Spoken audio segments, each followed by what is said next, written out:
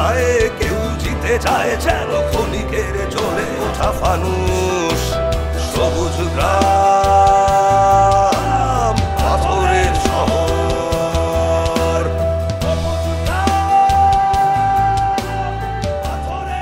পুরোপুরি জানতে হবে, কারণ আপনার পারফরমেন্সের উপর নির্ভর করছে আমাদের কোম্পানির সুনাম।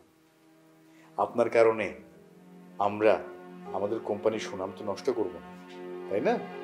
এই কারণেই তো এই ট্রেনিং এর ব্যবস্থা করা, যাতে কাজগুলো সম্পূর্ণরূপে আপনারা শিখতে পারেন এবং কাজ শিখে বিদেশে গিয়ে যাতে কাজটা প্রপারলি করতে পারেন এবং চাইলেও আমাদের কোম্পানির সুনাম নষ্ট করতে না পারে। জি স্যার, বুঝতে পারছি। তাহলে আমরা বুঝতে যেহেতু পেরেছি, এখন আমাদের করণীয় কি? তাহলে আমাদের সুন্দরভাবে প্রশিক্ষণ নিতে হবে। Very good. তাহলে আমরা এখন সুন্দর মতো প্রশিক্ষণ নেব, নতুন উদ্যমে কাজ শুরু করব, রাইট? তাহলে এখন একটা কাজ করি, এখন সবাই সবার উদ্দেশ্যে একটা হাততালি দিই, যাতে আমাদের কাজের উদ্যম আরো বেড়ে যায়।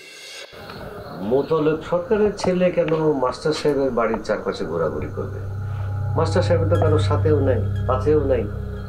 মোতালেব সরকারের তো কোনো ক্ষোভ মাস্টার সাহেবের উপর থাকার কথা না। মোতালেব সরকার মাস্টার সাহেবের আপন বাবা শুরু করছে, তাই হয়তো মোতালেব সরকারের ছেলে এসে একটু খোঁজ খবর নিছে। আজকে বাড়ির বাইরে থেকে খোঁজ খবর নিছে, 2 দিন পর বাড়ির ভিতরে গিয়ে খোঁজ খবর নিব। তুমি এটা কি বললা? হ্যাঁ, আমি বলতে চাচ্ছি যে তুমি এটা কি বললা?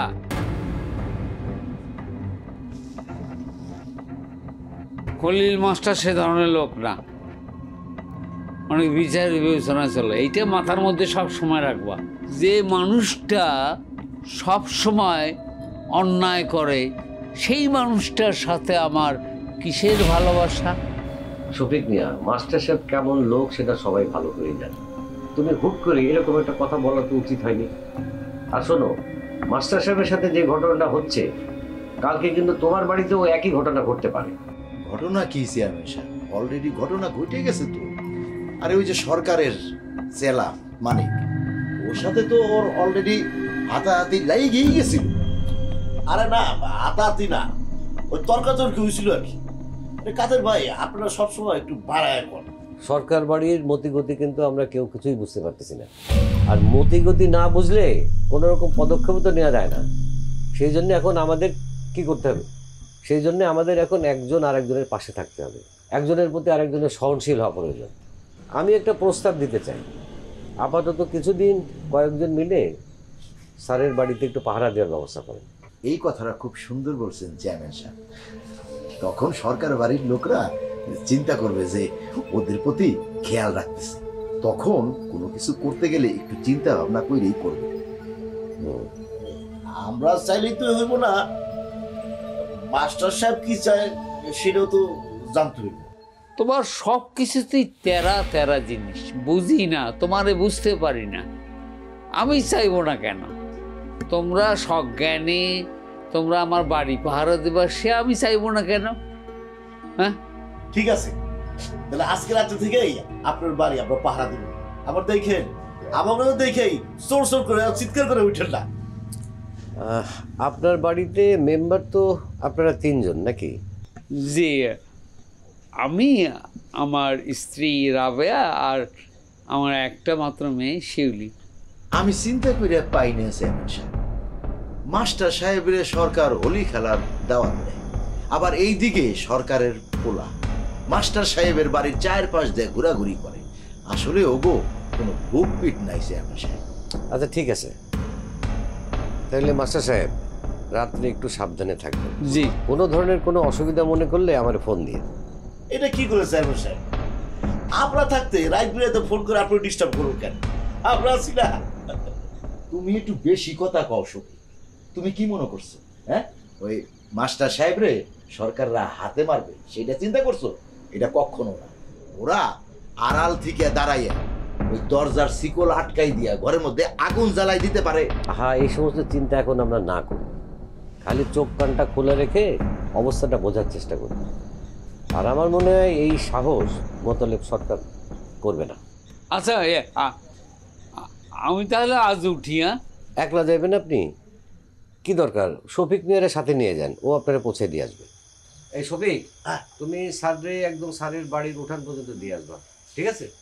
আবার রাস্তার মাঝখানে এমন কিছু বললো না যে স্যারের মেজাজ খারাপ হয়ে যায়। না না না চেয়ারম্যান সাহেব, আপনি যখন বলছেন আমি একদম চুপ থাকবো, কোনো কিছুই বলবো না। হ্যাঁ স্যার, ওরে নিয়ে যান, সাথে করে নিয়ে যান। চলে আমি আর বিশ্বাস করি না। কিচ্ছু বলবে না, একদম মুখে স্কচ দিয়ে যান, কোনো অসুবিধা নেই। যান। আচ্ছা, আসি তাহলে। আচ্ছা যান। আসসালামু আলাইকুম।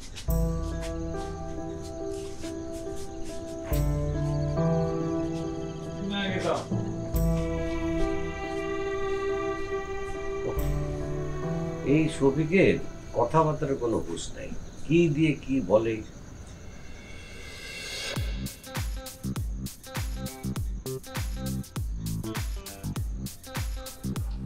ধর, হ্যাঁ পারো না, 1 কোটি ছবি তুলেছি। তারপর তুই কি আর ফুল নিয়ে ঘুরবি? ওমা, ফুল নিয়ে ঘুরবো না কেন? ফুলের কোনো দোষ আছে নাকি? দোষ তো করছে এই হতভাগা আমি, কারণ আমার তোর মতন একটা দুশ্মন বন্ধু আছে। আর কি লাগে? কিরে বেটা, এই তুই ফোন ধরস না কেন? কি হয়েছে তোর? তোর কতবার ফোন দিছি আমি, দেরি হয়ে যাইতেছে না? যাবি না? কই যাবি তোরা? কই, কোথাও না। লিমন না, আমি তোর চোখে মুখে দেখতে পারতেছি তুই মিথ্যা কথা কইতেছস। কই যাবি তোরা, বল কই যাবি?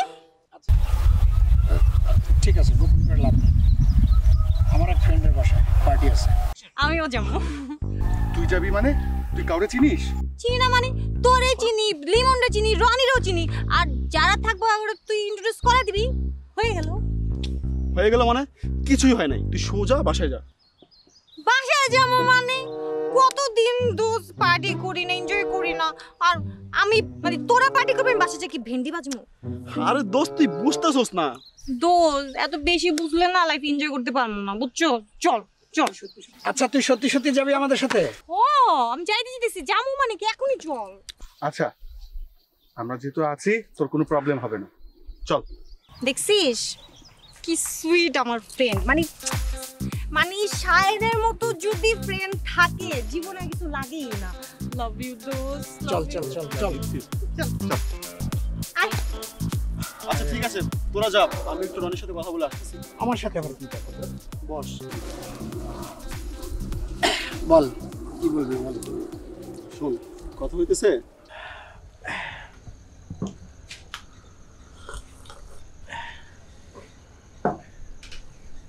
মাস্টার সাহেব তো এখনো আসলো না।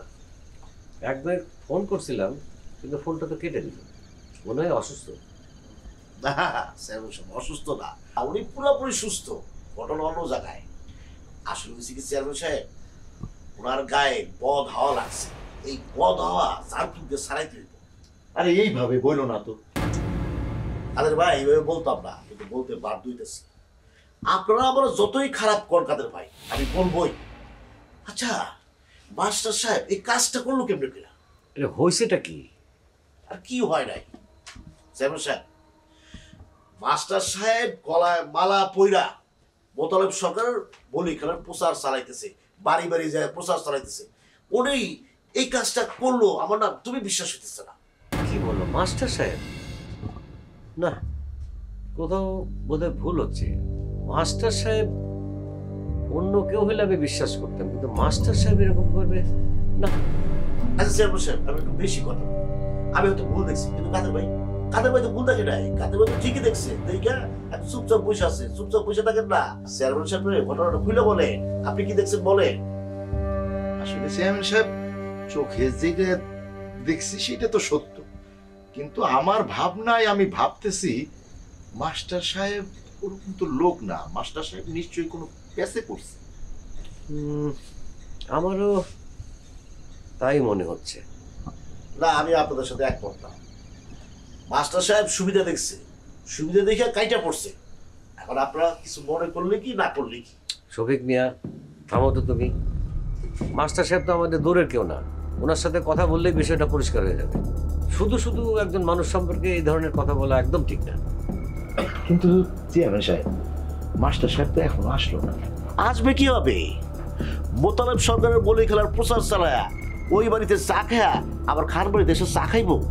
আমি যে এত নির্লজ্জ লোক, আমার পক্ষে ওই কাজটা করা সম্ভব ছিল না। একদমই ঠিক বলেছেন। আমি সত্যিই নির্লজ্জ একটা মানুষ। বসেন বসেন বসেন বসেন স্যার। ধন্যবাদ।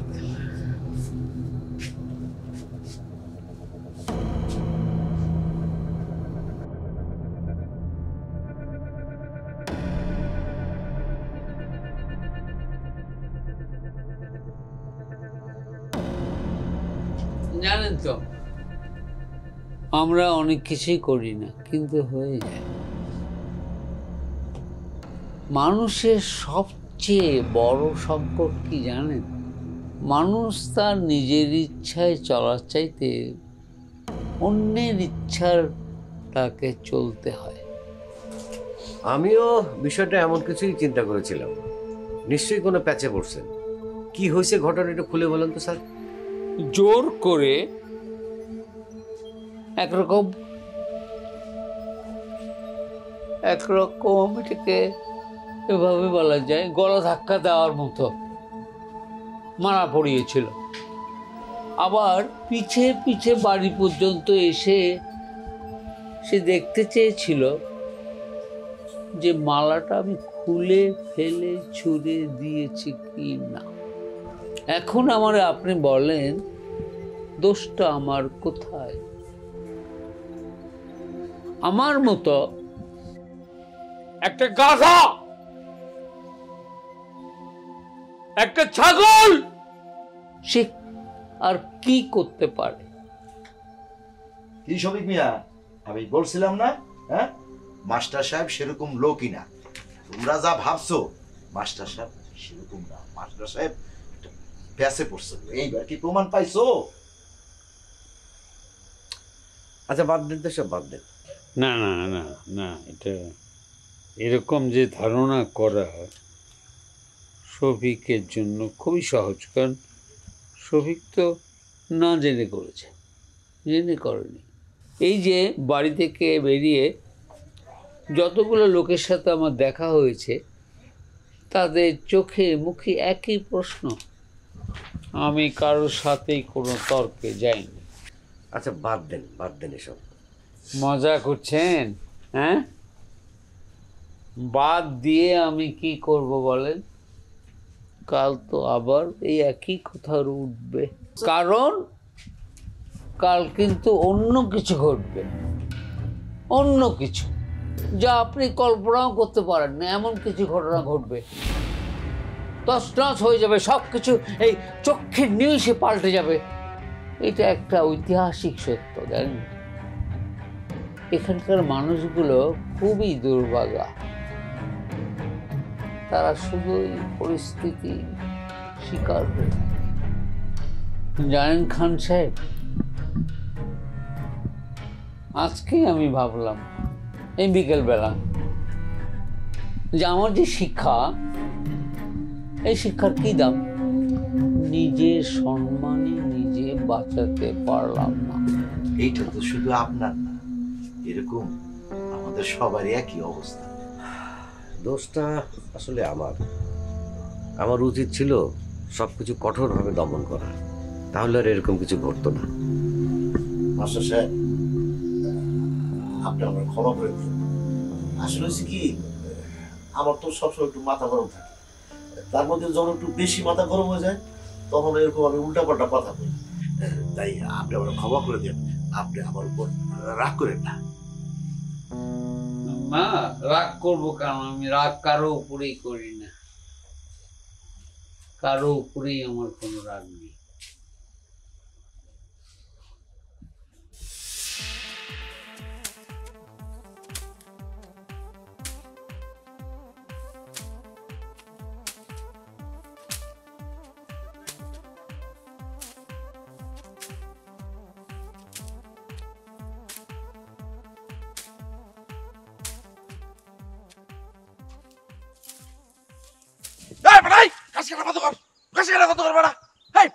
তুই এমন ভাবে কাটতেছস, এটা কি ঘাস কাটার মধ্যে পড়লো বেটা? হ্যাঁ, আর এই যে তুই কোদাল দিয়ে এরকম এরকম করতেছস, তুই এরকম করতেছস, আর তুই এই এই এটা কি ঘাস কাটার মধ্যে পড়ে বেটা? মনে হচ্ছে ঘাস বলতেছে ভাই আমার ব্যথা করতেছে, আমার লাগতেছে, এভাবে কাটেন না। এভাবে ঘাস কাটে কেউ বেটা? নাকি ঘাস কাটা হইতেছে? কি কোন ভাই, এর থেকে ভালো মতো ঘাস আর কেমনে কাটে? ওই মেয়ে ওই, তুমি কিভাবে ভালো করে ঘাস কাটবা সেটা কি আমি তোমার শেখাবো? তোমার কাটতে বলছি, তুমি ভালো করে কাটবা, বুঝছো? ভাই ভাই আমারটা ঠিক আছে কিনা দেখেন। তোমারটা ঠিক আছে কিনা সেটা আমি বলবো না, কিন্তু তুমি যে আমার সাথে বেয়াদবি করলা সেটা কিন্তু ভালো হলো না। ভাই আবার কই বেয়াদবি করলাম আমার সাথে? এই যে কখন বেয়াদবি করলো আপনার সাথে ভাই? এই যে কখন বেয়াদবি করলো ভাই না? এই যে তোমরা দুইজন মিলে যে আমার ভাই কইতেছো, কোন জন্মের ভাই? তোমরা আমার কোন মায়ের পেটের ভাই যে তোমরা আমার ভাই বললা? বড় বিষয়, তোমাদের ঘাস কাটা শিখাচ্ছি, বিদেশ গিয়ে কিভাবে ঘাস কাটতে হয়, কিভাবে টাকা পাবা সেটা শিক্ষা দিচ্ছি। মানে আমি তোমাদের গুরু, উস্তাদ, ট্রেনার, শিক্ষক। তোমরা আমাকে সম্মান দিয়ে স্যার বলবা, তোমরা ভাই বলতেছো। তোমাদের বিদেশ যাও আমি শিখাই দিয়েছি, বুঝছো? যা করেন যাই করেন করেন যা। এই কাম করতে করতে মরে গেছি আর আইছে বিদেশ নিয়ে হবে। হাই হাই, আমার সাথে বেয়াদবি করতেছে। স্যার দেখেন কি রকম বেয়াদব আইছে আমার স্যার। আবার স্যার একটা কথা কইতে চাই। বলো কি কথা? আমার ইজ্জতের কথা স্যার। আহা, তোমার আবার কিসের ইজ্জত? ওই যে স্যার ওরা আমার সাথে বেয়াদবি করছে স্যার। কি বেইজ্জতি করেছে? স্যার ওরা ঘাস কাটতেছে না, হ্যাঁ। ওরা কিভাবে ঘাস কাটবে সেটা আমি তাদেরকে শিখাইতেছি। হ্যাঁ। আমি তো তাদের শিক্ষক স্যার। হ্যাঁ। ওরা আমাকে স্যার না বলে ভাই বলছে স্যার, বেয়াদবি করছে। কি বলেছে? ওরা আমাকে দূর হও। ও স্যার এটাই বলছে, দূর হও। আমি এখন তোমাকে বলছি তুমি দূর হও। কি কইতেছেন স্যার? শোনোনি? না স্যার, আমি স্পষ্ট বলেছি যে এখন দূর হও। আবারও বলছি আমার চোখের সামনে থেকে এই মুহূর্তে দূর হও। বুঝলাম না স্যার। তোমাকে কে বলেছে ওদের সঙ্গে ভাব নিতে? হ্যাঁ, ওদের শিক্ষকতা করতে কে বলেছে? আমি তোমাকে অনুমতি দিয়েছি? জি না স্যার। কার অনুমতি নিয়ে তুমি ওদের সঙ্গে মাতাবরি করছো? হ্যাঁ, বুঝতে পারছো যে তুমি ওদের সঙ্গে তুমি বেয়াদবি করেছো উল্টা? জি স্যার। যাও, দূর হও আমার চোখের সামনে থেকে।